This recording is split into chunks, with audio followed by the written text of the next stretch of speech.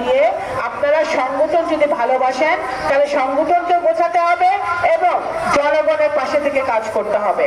BNP সরকার গঠন করেছে মাত্র 1 মাস হয়েছে।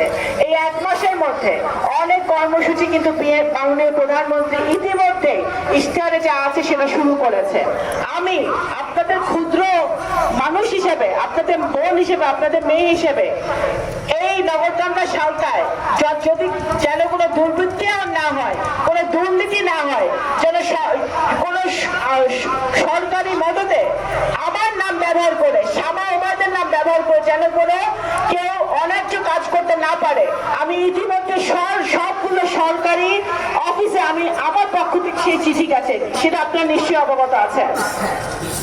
সুতরাং আমি চাই যে আমি যে নির্বাচনের আগে আমি যে অঙ্গীকার আমার এলাকাবাসীর কাছে, নগরকান্দা সালতাবাসীর কাছে করেছি, আমি যেই ওয়াদা গত 17 বছর ধরে আমার এলাকাবাসীর কাছে করেছি, আজকে আল্লাহ তাআলা সেই সুযোগ করে দিয়েছে সেই ওয়াদা পূরণ করার।